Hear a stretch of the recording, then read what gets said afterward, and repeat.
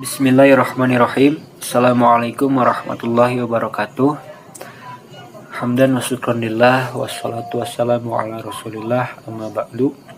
Pada kesempatan kali ini saya Abu Hanifah akan mempresentasikan submateri daripada memahami dan mengetahui cara menentukan gambaran umum hasil evaluasi pada mata kuliah Evaluasi Pembelajaran 2 yang diampu oleh dosen Bapak Hilman Mangkuwibawa MPD, MPDI dan juga Ibu Siti Khojanatu Rohmah MPD. Alhamdulillah. Pertama, rata-rata adalah setiap bilangan yang bisa dipakai sebagai wakil dari rentetan nilai rata-rata itu. Wujudnya berupa satu bilangan saja, namun dengan satu bilangan itu akan dapat tercermin gambaran secara umum mengenai kumpulan atau deretan bahan keterangan yang berupa angka atau bilangan itu. Dalam bahasa Inggris disebut mean atau nilai rata-rata hitung. Itu adalah jumlah dari keseluruhan yang ada dibagi dengan banyaknya angka bilangan tersebut. Simbol rata-rata untuk sampel ialah X, X dibaca garis atau X bar, sedangkan rata-rata untuk populasi simbol itu dibaca mu. Nah, kita masuk ke rata-rata data tidak terkelompok. Rumusnya itu adalah X bar sama dengan X1 ditambah X1 ditambah X1 sampai dengan X berapa gitu per N, yaitu jumlah banyaknya bilangan. Kita masuk saja ke contoh. Misalkan nilai UTS statistika yang diperoleh oleh 10 mahasiswa berturut-turut adalah 5, 6, 4, 7, 8, 7, 6, 8, 8, 9. Pertanyaannya, tentukan nilai rataan hitung nilai tersebut. Jawab. Nah, X bar adalah sigma X per N. Jadi sama dengan 5 tambah 6 tambah 4 tambah 7 tambah 8 tambah 7 tambah 6 tambah 8 tambah 8 tambah 8 per 10. Jadi sama dengan 68 per 10. Hasilnya adalah 6 per 8, yaitu nilai rata-ratanya. Kemudian ada nilai rata-rata data terkelompok dengan rumus X bar sama dengan XO ditambah P sama dengan X bar F1 dikali C1 per X bar FI. Nah, N-nya itu ukuran populasi, X barnya rata-rata hitung atau nilai rata-rata sampel, P-nya lebar kelas, XO-nya nilai tengah dari X bar F per 2 bagi 2, maaf. C1-nya nilai tengah kelas atas dikurangi nilai tengah kelas tengah dibagi lebar kelas. F1-nya jumlah frekuensi data.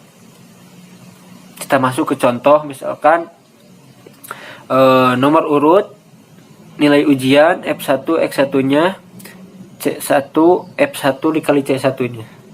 Nah, nomor urutnya misalkan nomor 1 itu nilai ujiannya 45 sama dengan 47, F1-nya itu 2, X1-nya itu 46, C1-nya itu min 9, dan F1 dikali C1-nya itu min 18. Nomor 2 48 48 sampai dengan 50, F1-nya itu 6, kemudian X1-nya 49, C1-nya min 6, dan F1 dikali C1 itu min 36. Yang ketiga itu nilai daripada 51 sampai dengan 53, F1-nya itu adalah 8, X1-nya itu 52 sama dengan XO, C1-nya itu 0, dan F1 dikali C1-nya itu 0. Nilai ujian yang 54 dikurang 56, F1-nya itu 14, kemudian apa itu teh, X1-nya itu 53, C1-nya itu adalah 1, kemudian F1 dikali C1-nya itu 14. Jadi sigma daripada F1 adalah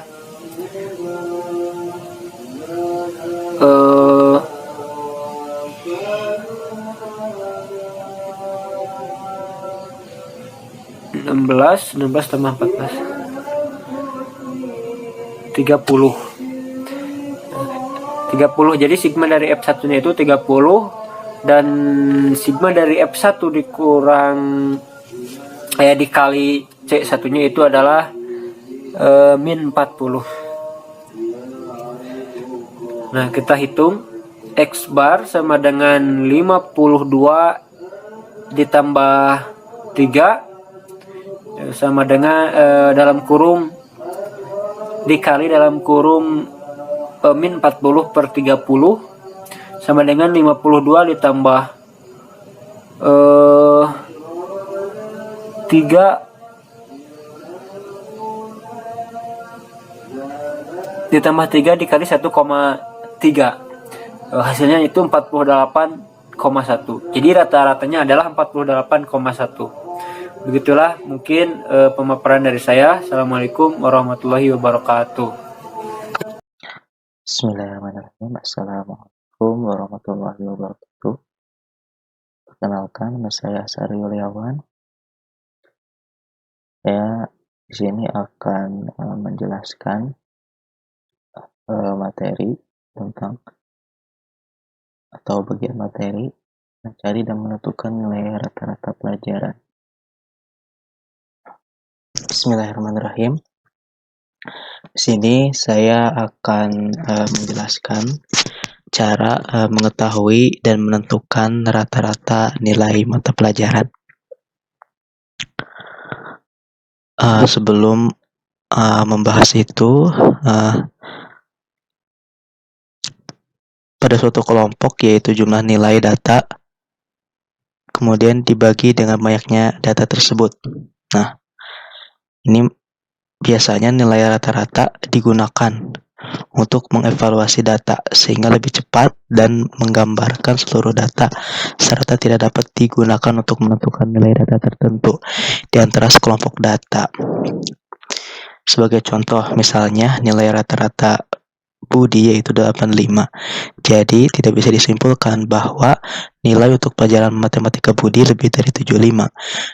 Nilai rata-rata tersebut bisa dipakai untuk membandingkan kelompok data yang satu dengan yang lainnya.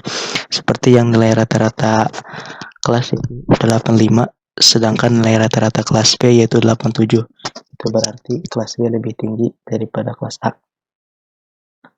Nah, untuk menghitung nilai rata-rata mata pelajarannya, ada suatu kelompok. Ini merupakan contoh rumusnya. Itu nilai rata-rata dengan dibagi jumlah nilai dibagi banyaknya data. Nah, itu kita akan mengetahui terlebih dahulu. Kita akan menghitung dulu nilai rata-rata dari 10 orang siswa tersebut.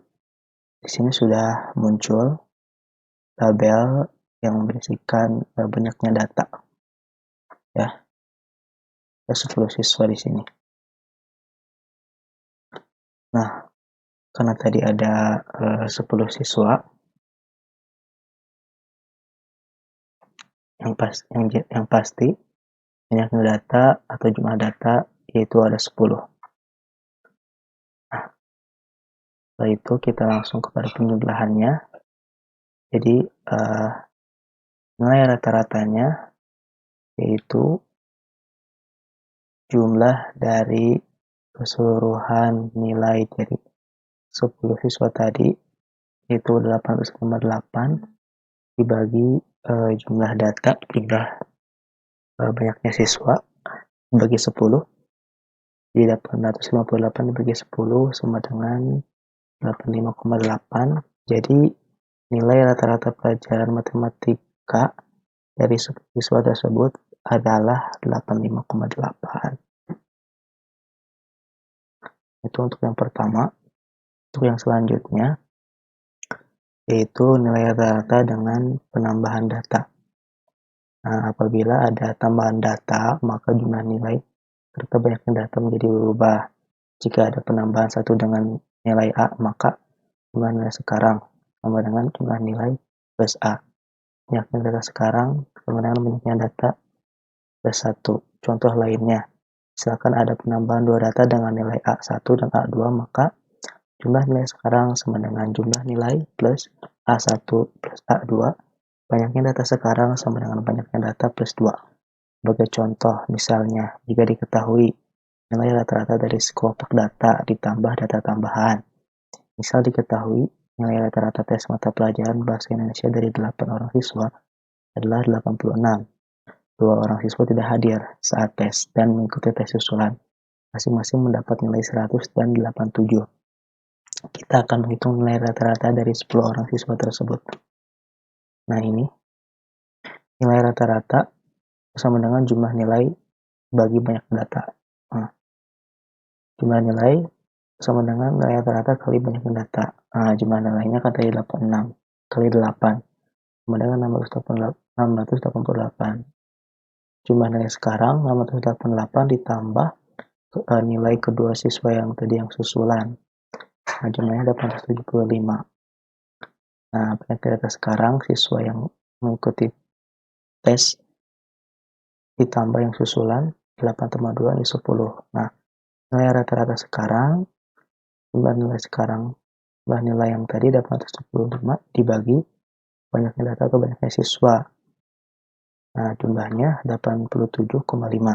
Nah, jadi nilai rata-rata pelajaran Bahasa Indonesia 10 siswa tadi tersebut adalah 87,5. Nah, untuk selanjutnya nilai rata-rata gabungan dari 2 atau lebih nilai rata-rata. Nah, ini untuk rumusnya. Demikian juga jika kita memiliki 3 kelompok data yang diketahui masing-masing nilai rata-rata dan banyaknya data.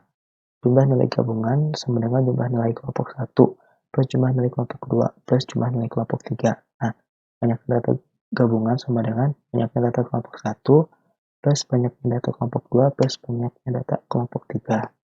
Nah, ini untuk cara pengerjaannya. Jumlah nilai kelas A 89 kali 18 sama dengan 1602. Jumlah nilai kelas B 95 kali 22 sama dengan 2090. Nah, nilai rata-rata gabungan, jumlah nilai gabungan atau banyaknya data gabungan. Nilai rata-rata gabungan yang tadi yang sudah dijumlahkan 1602 plus 2090 dibagi 18 plus 22. Nah, nilai rata-rata gabungannya yaitu 1602 plus 2090 jumlahkan dan dibagi 18,22 40. 3692 bagi 40 sama dengan 92,3. Nah, ini untuk selanjutnya di bawah ini contoh soal menghitung nilai rata-rata. Nah, yang pertama nilai ulangan matematika Govin pada semester 1 adalah sebagai berikut. Nah, jadi ada 10 nilai. Nilainya, nah ini cara menjumlahkannya. Jadi jumlahnya tadi dibagi 10 sama dengan 69. 69 dibagi 10 sama dengan 0,9. Jadi nilai rata-ratanya adalah 6,9. Nah, itulah dia cara menghitung rata-rata nilai mata pelajaran memang menggunakan rumus MIN ya, rumus MEAN. Sekian dari saya. Terima kasih.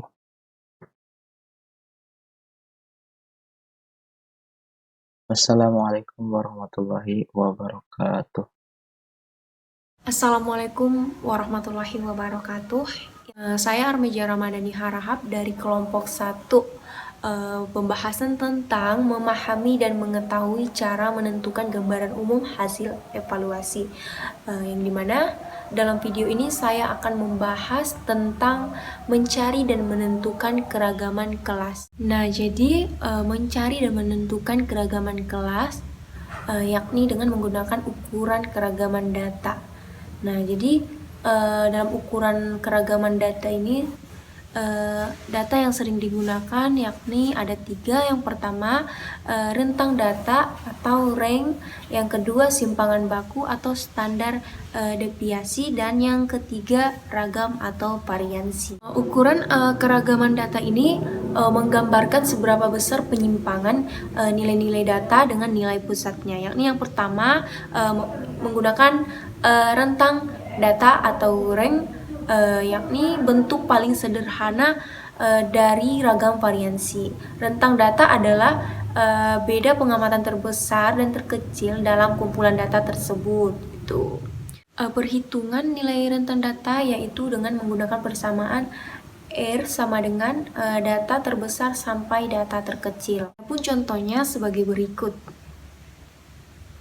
Yang kedua yakni simpangan baku atau standar deviasi. Nah, simpangan baku ini adalah akar positif variansi. Simbol standar deviasi untuk populasi adalah, dan untuk sampel adalah, yakni persamaan yang digunakan untuk menghitung standar deviasi adalah sebagai berikut. Yakni keterangannya di mana simpangan baku, data ke I, rata-rata data, dan jumlah data. Kita lihat bersama, adapun contohnya sebagai berikut.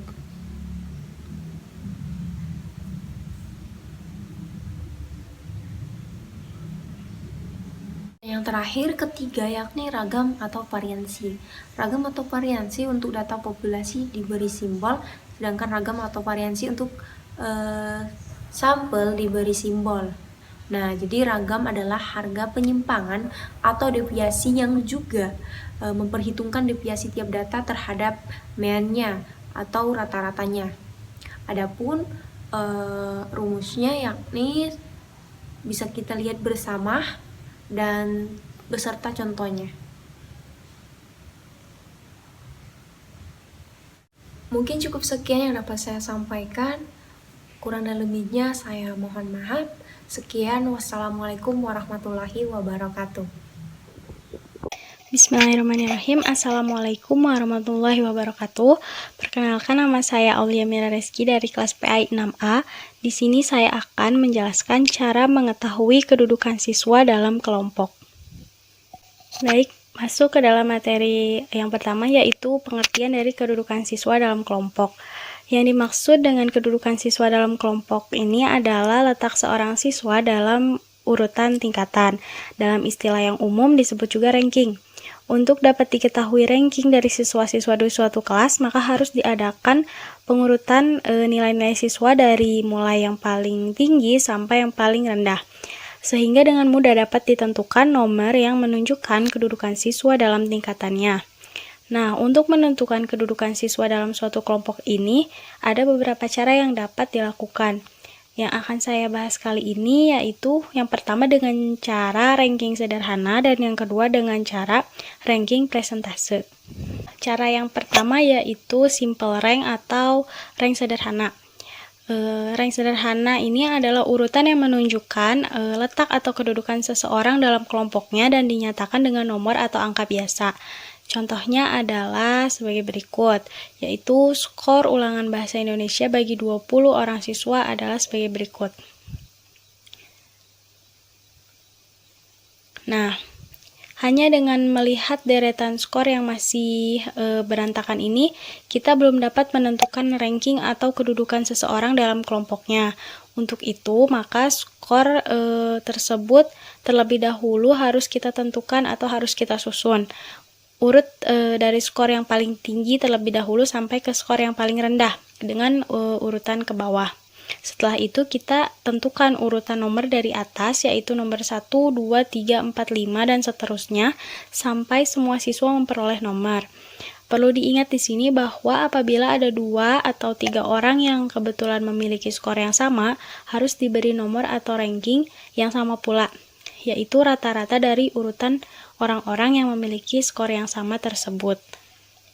Nah, kemudian untuk memahami bagaimana menentukan simple rank atau ranking sederhana, maka akan ditampilkan tabel simple rank dari 20 orang siswa seperti berikut ini. Ada beberapa yang harus diperhatikan dalam rank sederhana itu. Yang pertama, siswa yang mempunyai skor sama juga ranking yang sama sehingga ada nomor yang tidak digunakan sebagai nomor urut.